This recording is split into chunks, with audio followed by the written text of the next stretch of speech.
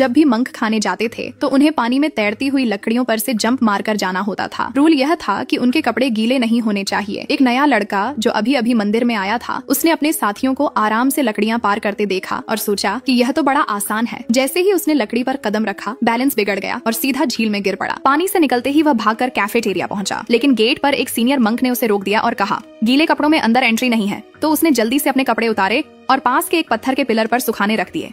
जब कपड़े सूख गए, उसने फिर से पहने और आखिरकार अंदर गया, लेकिन तब तक सारे मंक चावल खा चुके थे। उसे एक बास्केट में थोड़ा दलिया दिखा तो वह बाउल लेकर आगे बढ़ा, बिना यह जाने कि वो तो सीनियर मंक्स के लिए रखा था। तभी एक सीनियर मंक ने उसे रोका और बोला, अगर पेट भरना है तो खुद की मेहनत पर भरोसा करना होगा। उन्होंने एक चैलेंज दिया। उसे फ्लोटिंग लॉग पर बैलेंस बनाकर खड़ा रहना था और साथ ही वो बाउल का दलिया भी खाना था। लेकिन बेचारा लड़का बैलेंस भी नहीं बना पाया और फिर से पानी में गिर गया। अगले दिन जब उसे लगा कि कोई नहीं देख रहा, तो वह दीवार चढ़कर चोरी से रिफैक्ट्री में घुसने लगा, बट पकड़ा गया। वही सीनियर मंक ने उसे फिर से पानी में फेंक दिया।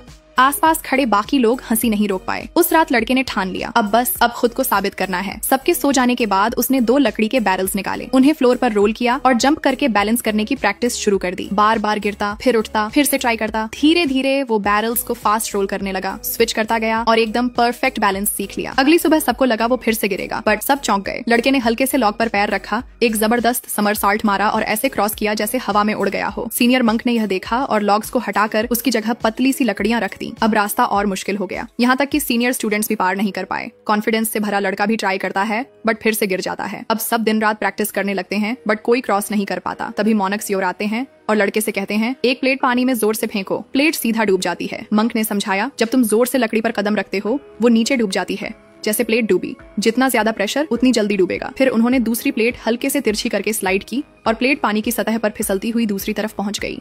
लड़के को बात समझ आ गई। उस रात फिर से वह झील के पास गया और बिना रुके प्रैक्टिस करता रहा। वो हर बार मंक की सीख याद करता, हल्के कदम रखना, गिरो तो फिर से ट्राई करो, फिर गिरो, फिर ट्राई करो। कई बार गिरने के बाद आखिरकार वो लड़का उस पतली पट्टी को पार कर गया। सीनियर मोनक दूर से देख रहे थे और उनके चेहरे पर मुस्कान।